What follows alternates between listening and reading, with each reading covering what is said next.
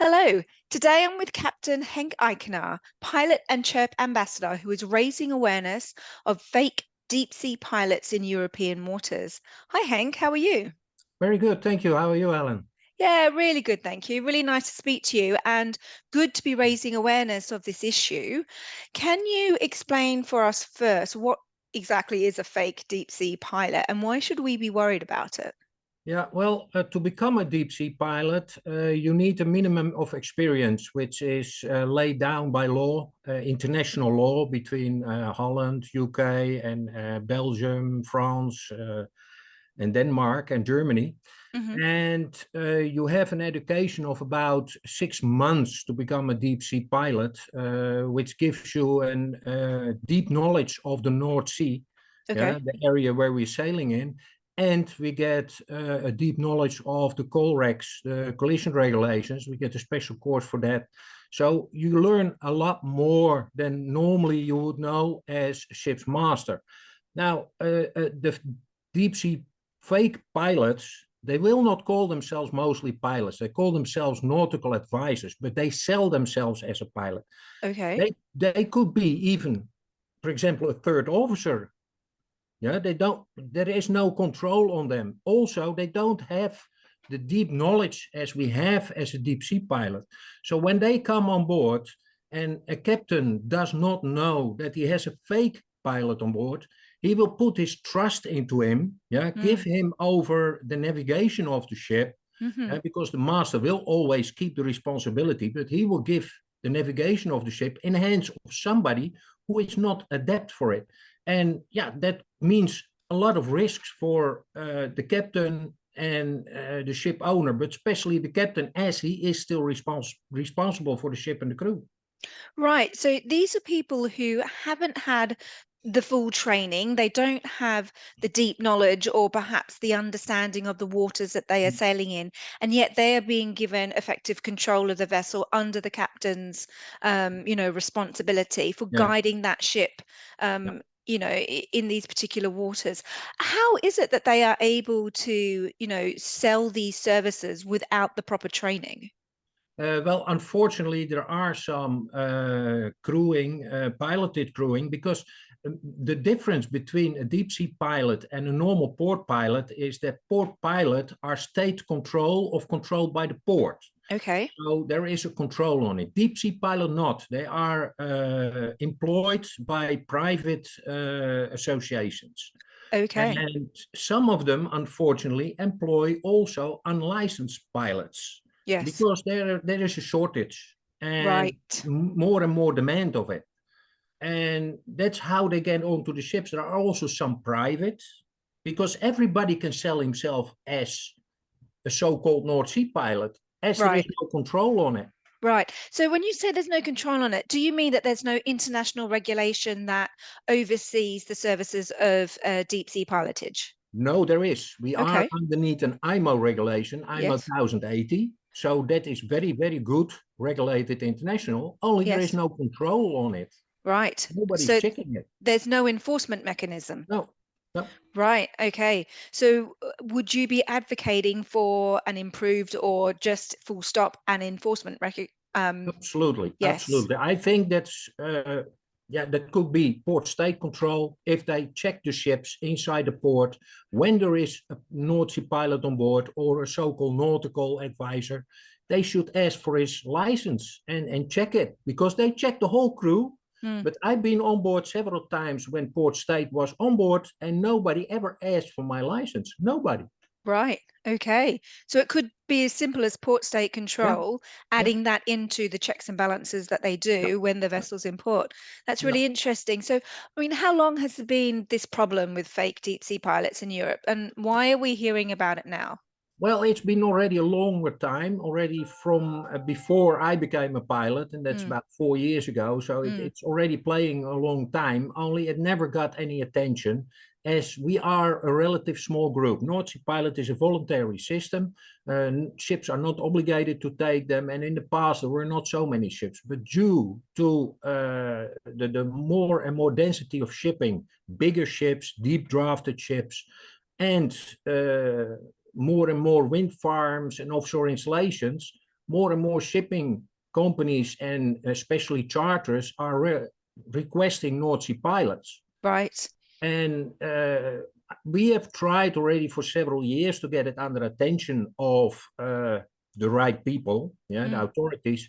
Only until now we didn't succeed. Only now we have succeeded to convince EMPA, the European Maritime Pilots Association, to do something about it. And they issued also now a letter about this fake pilot problem. Okay, who have they issued that letter to? I'm not totally sure. It's Okay. an open letter anyway. It's a Okay. public letter. Yes. And they gave it now, and they're still looking at it. Right. It's a quite big organization, and big organizations, they're not working very fast. So they try to get it under the attention of national authorities. Yes. The problem also is deep sea pilots are regulated by IMO, and underneath agreements, all the countries around the North Sea are obligated to provide enough pilots for the request the ships may have for a pilot. Yes. Only countries are not complying with it. Yes, yes.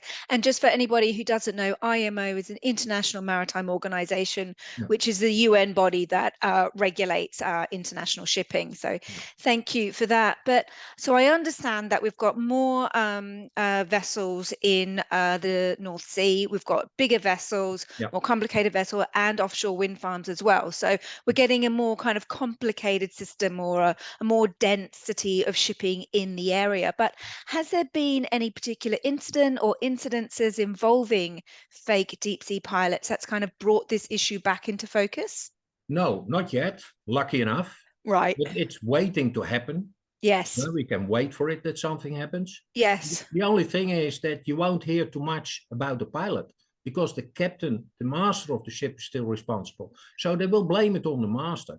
Yes. And the pilot will stay out of focus. Yes. And that's why we try now through the European Maritime Pilots Association to get it in under the attention of the authorities so that they can check it. Because as I said, the problem becomes bigger and bigger, more and more. If you reckon that France, which is one of the countries who should supply pilots, they've got pilots with a lot of fake pilots in the moment. Right. Because they don't even have an official education for North Sea pilot anymore in France. Right. Okay. Yeah.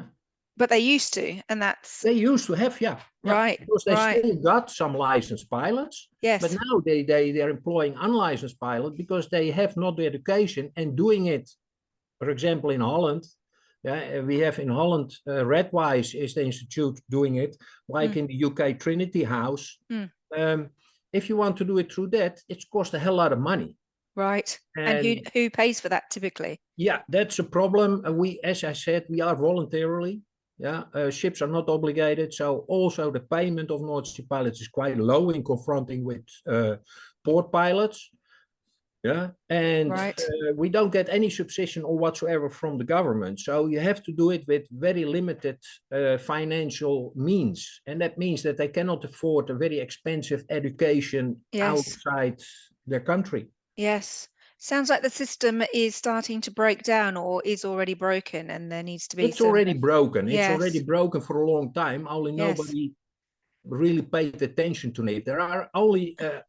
until now, 3 countries which really doing the way it should be: Holland, UK, and Germany, and the Danish. But the Danish, they've got the Baltic. That's another part of deep sea pilotage. But for the North Sea, it's only 3 countries who are pulling it, because Belgium doesn't have any deep sea pilots anymore. But also, unfortunately, in Holland, we've got some small, independent companies which employ also fake pilots, unfortunately. Right. Yeah. I mean, you mentioned there a couple of times the authorities. What are they doing, if anything, to identify and remove fake pilots? Nothing. Totally nothing. There is nobody who asks for it, nobody who does anything. As I said, in Holland, we've got we've got Redwise issuing the certificates for pilots. They've got also the education that is under the Ministry of Transport, and in the UK we've got Trinity House, and they are checking only that they give out the certificates to people who passed examinations. But Right. after that, nobody's checking it anymore. On the Nobody's ships, checking. nobody's checking it. Sounds like a very worrying situation. Do Yes. you think that shipping companies know that fake pilots are being used? And if they do, why would they agree to use those services? I think that some shipping companies will know. Of course, there will Okay. be shipping companies who don't even know. But Mm, I think the biggest issue with the shipping companies is that in the offices, there are people who don't realize what it means to navigate a ship. yeah. They're shore based. They have maybe been on a ship, but they didn't navigate with it. So they don't see the importance of mistakes in navigation. So even when they realize that they don't employ real pilots, they won't see the danger of it. Mm-hmm. What about the insurers? Is this something that marine insurers have been flagging up at all or are concerned No, about? and I don't think that the insurance really understands it, because Right. that's another issue which comes up if something happens with a fake pilot. Mm, Will be insured when he's on board, and how will mm, be insured? Because we are insured through our company because we are official pilots. But yes. when you're not an official pilot, I don't know. It could be that the company will face huge amount of costs when a fake pilot will have to be lifted off by helicopter, for example, and Yes. they don't even realize that. Yes, that's in case of an accident or, Yeah, yeah, yes, yeah, yeah, absolutely. Well, that's quite interesting in itself. But yeah. in terms of ship's crew, is there anything that ship's crew can do to check that a pilot is a Well, licensed pilot? officially, the captain should check the Right. license of the pilot when a pilot's coming on board. But Okay. it's the same when you come to a port. When the pilot is coming on board, the captain should check his license, but they never do, because you don't expect to get a fake pilot on board. If I Right. go up the Thames and I get a pilot from the pilot station, I expect to get a licensed pilot on Of board. course. You're Yes. not going to check his license. And the same they do with us.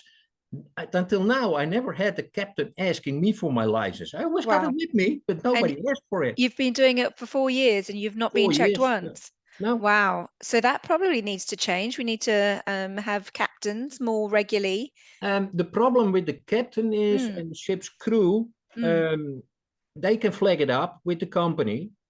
But if they check the license or they check it and they find that there is no license, it's up to the company to do something about it. The captain himself, he cannot do much about it. The only thing right. he can do is not listening to the advices of the Right. so-called nautical advisor, because So the captain couldn't kick the fake pilot off, but no, the captain could choose to disregard their advice on the yeah, navigation. yeah, but he gets a pilot on board for a reason.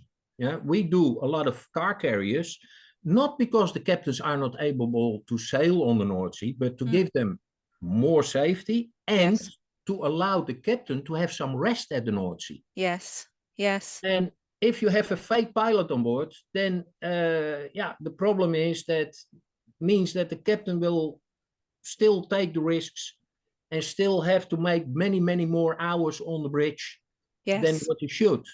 So yes, that's an issue for him, and he cannot do too much about it. Then contacting his DPA, making a complaint form, or what he should do, but what is a very heavy means for a captain, is informing local authorities. But if he does that, that means that he will get a hell lot of problems with the company. right. So the captain is really in between a rock and a hard place. Yeah, as As always. yes, as always. So what should the crew do then? The captain, the crew, what should they do if they suspect a fake pilot?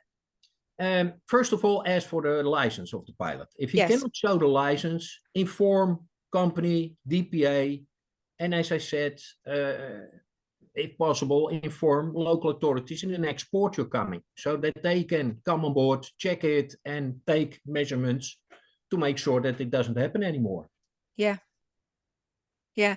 Okay, Henk, thank you very much for raising this really important issue. It sounds like a very complicated situation It with is. no short-term solution, but I do hope that we help to raise awareness and that there is discussion perhaps at IMO level and with local authorities in member states, and we can find a solution to this to make shipping safer and to protect our captains as well. So thank you very Especially in the much. North Sea, because the North Sea is a special area with the currents and with the drafts.